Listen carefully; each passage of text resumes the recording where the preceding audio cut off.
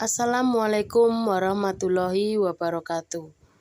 Saya akan mempresentasikan rencana pelaksanaan pembelajaran atau RPP. Sebelumnya, perkenalkan saya Amanda Nabila Dianto, NPM 19540075 dari PGSD 03 semester 5. Mata kuliah pembelajaran IPA di SD. Dosen pengampu Bapak Jumanto SPD MPD. Program Studi Pendidikan Guru Sekolah Dasar. Fakultas Keguruan dan Ilmu Pendidikan. Universitas Slamet Riyadi Surakarta. RPP saya dari kelas 5, tema 7. Dari SD Langenharjo, kelas 5, semester 2. Tema 7 tentang peristiwa dalam kehidupan. Subtema 1, peristiwa kebangsaan masa penjajahan. Pembelajaran ke-1, alokasi waktu 1 kali 35 menit. Kompetensi inti atau KI. Yang pertama, menerima dan menjalankan ajaran agama yang dianutnya. Yang kedua, memiliki perilaku jujur, disiplin, tanggung jawab, santun, peduli, dan percaya diri dalam berinteraksi dengan keluarga, teman, guru, dan tetangga.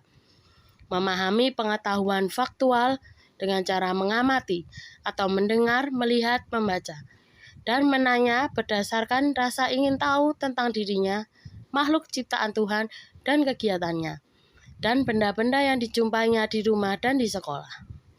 Yang keempat, menyajikan pengetahuan faktual dalam bahasa yang jelas, sistematis, dan logis, dalam karya yang estetis, dalam gerakan yang mencerminkan anak sehat, dan dalam tindakan yang mencerminkan perilaku anak beriman dan berakhlak mulia.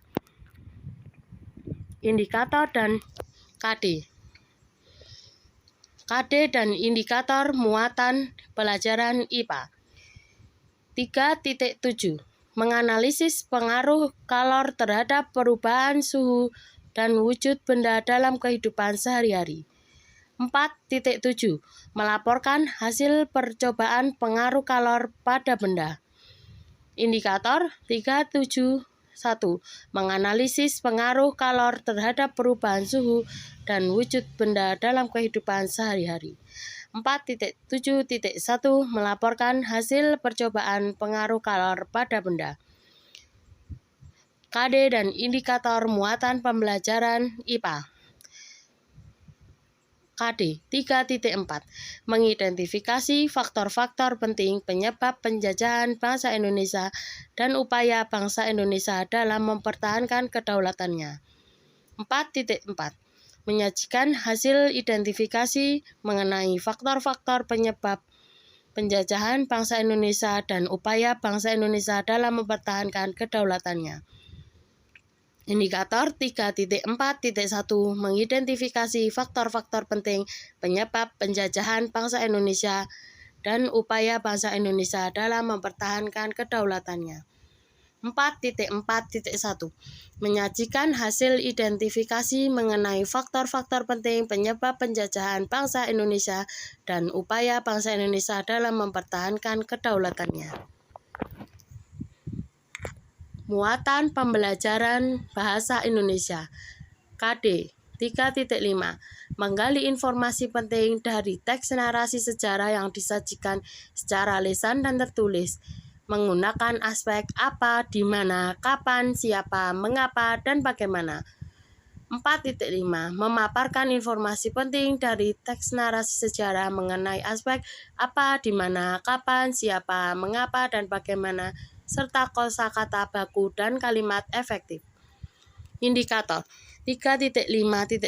Menggali informasi penting dari teks narasi sejarah yang disajikan secara lisan dan tulis mengenai aspek apa, di mana, kapan, siapa, mengapa, dan bagaimana. 4.5.1. Memaparkan informasi penting dari teks narasi sejarah menggunakan aspek apa, di mana, kapan, siapa, mengapa, dan bagaimana, serta kosakata baku dan kalimat efektif. Tujuan pembelajaran yang pertama, Dengan membaca teks tentang peristiwa kedatangan bangsa Barat di Indonesia, siswa dapat mengidentifikasi latar belakang kedatangan bangsa-bangsa Eropa di Indonesia secara benar. Yang kedua, dengan membuat peta pikiran, siswa dapat menjelaskan peristiwa kedatangan bangsa-bangsa Eropa di Indonesia dengan menggunakan kosakata baku secara tepat. Yang ketiga, dengan membaca teks, siswa dapat menjelaskan tentang sifat-sifat benda padat, cair, dan gas. Yang keempat, dengan berdiskusi tentang ulasan teks, siswa dapat menjelaskan isi dan informasi sebuah teks secara tepat.